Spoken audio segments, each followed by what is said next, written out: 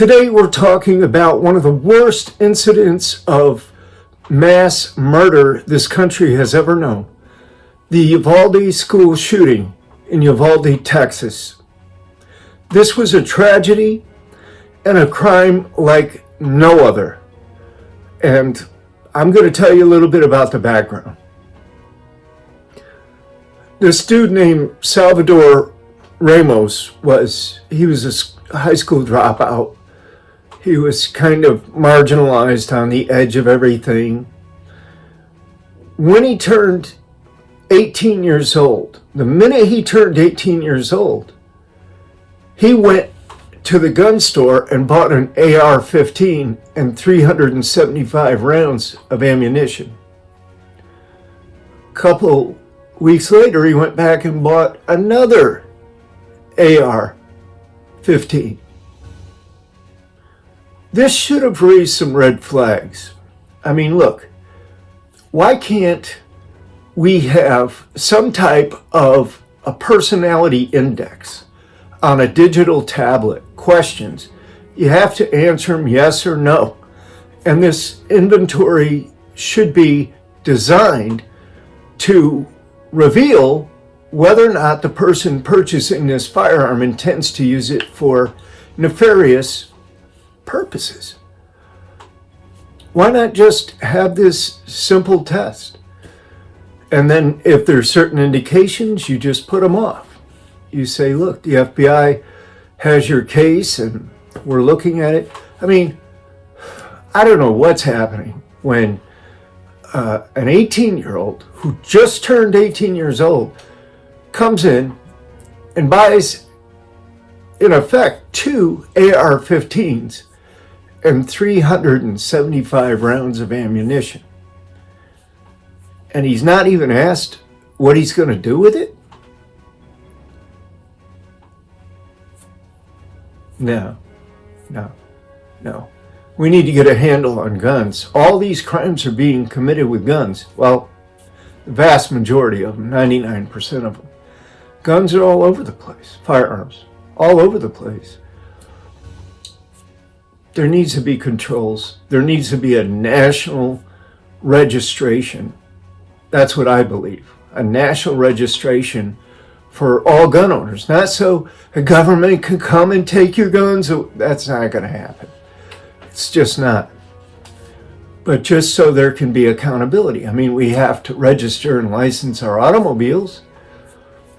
Why not at least register your firearms? You know? Make exceptions for the antique and historical gun collections and so forth. But get an inventory. Know who's got these firearms. And then hold those people accountable for the use of those firearms. If somebody gets a hold of one, somehow, hold that person accountable if they haven't reported it. Or if one of their kids gets it and shoots somebody or shoots himself or theirself, hold them accountable. That's the only way to do this. We got to get gun control. But anyway, Salvador Ramos, 18, minute he turns 18, he gets all these weapons and ammunition. He goes back home and he shoots his grandmother in the head. He had said previously that she was sweating him about a phone bill or some kind of bill or something. He just goes right back. His grandfather's out somewhere. He goes back to the house and shoots her in the head. And that's when apparently he catches an Uber and goes to the Robb Elementary School in Uvalde, Texas. So you can see him when he gets out of the car. You could see there's a funeral home right next to the school. And they got the video from the funeral home, and it shows 2 guys walking out there. And they walk out across the road, and they walk out to where that car is. And all of a sudden, they start sprinting back just as fast as they can. They're beating feet. So they obviously saw him get out of that car with the assault weapon and, he's dressed in tactical gear and he starts heading for the school. I wonder about the Uber driver. That's who I wonder about. Why didn't he do something right away? I mean, you've got a kid like this. How are you even going to let him in the car in the first place? How are you even going to let him in the car with an AR-15 and tactical gear, all dressed up like he's ready for war, and then he wants to go to an elementary school? Come on. WTF. So Ramos goes into this school. Doors aren't locked. Apparently no security there. They've got cameras, but what good is a camera if that camera can't do anything but watch? If that camera had some kind of a device, some kind of a ballistics device where it could fire some kind of projectile in emergency situations, that'd be a different story, right? No locks on the doors, apparently, just wide open. He strolls on in, starts shooting people. He goes down the hallway. Teachers are running. He goes into a classroom, and you just hear a whole bunch of gunshots right away. Boom, boom, boom, boom, boom, boom, boom, boom, boom. It sounds like a machine gun. I thought either he had converted the AR-15 or had some kind of a bump stock or something, because it sounded, the way he was firing, it sounded just like a machine gun.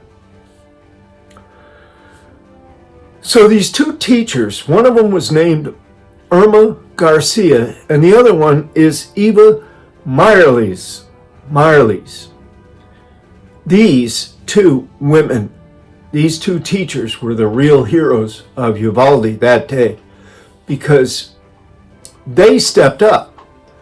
They put themselves in harm's way directly in front of the shooter in order to try to protect the kids. And of course, those are the two teachers that were killed. Horrible, terrible, terrible thing. So Ramos had earlier texted to this girl in Germany and said, I just killed my grandmother, and now I'm going to go shoot up an elementary school. And apparently she didn't say anything about it to anybody. I don't know how, I really don't understand in this day and age why schools are not equipped with some kind of better security measures.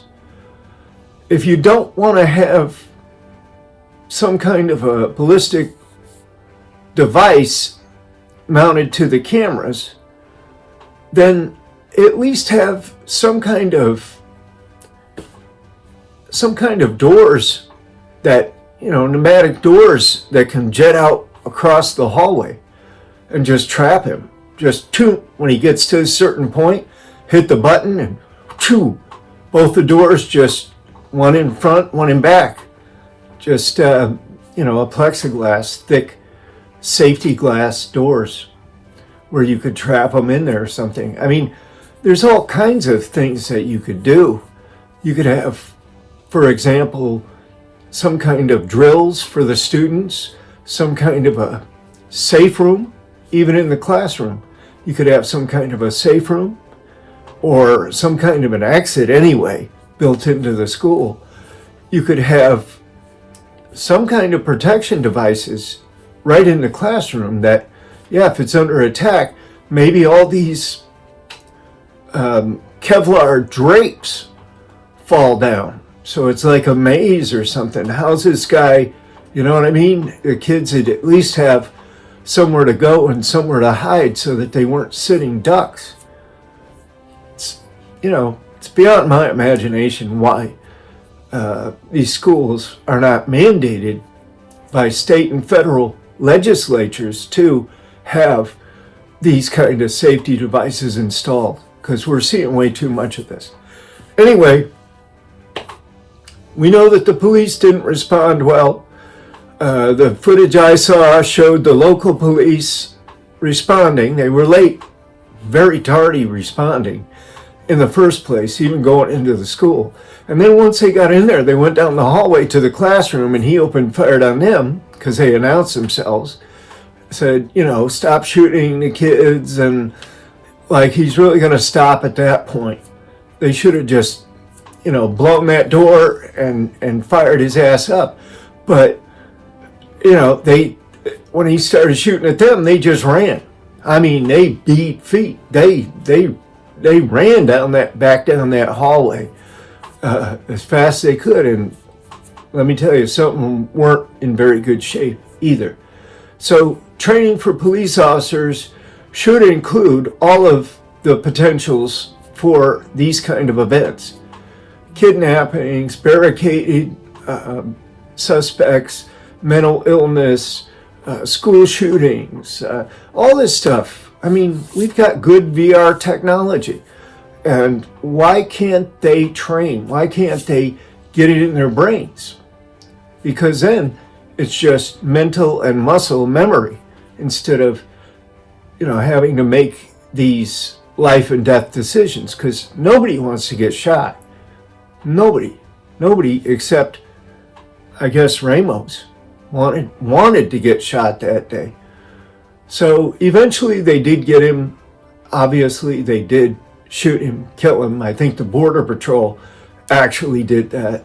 The U.S. Border Patrol had to be called in to take this guy out. Crazy situation there. A lot of lessons to be learned, but a lot of gore, a lot of blood, a lot of unnecessary murder and mayhem that day in Uvalde, Texas. I'm Jack Powers. This is Crime Reports. Please tune in for the next episode of Crime Reports. We're going to look at this Buffalo, New York incident where 5 people were killed in a household. We're going to examine that. Until then, I'm out.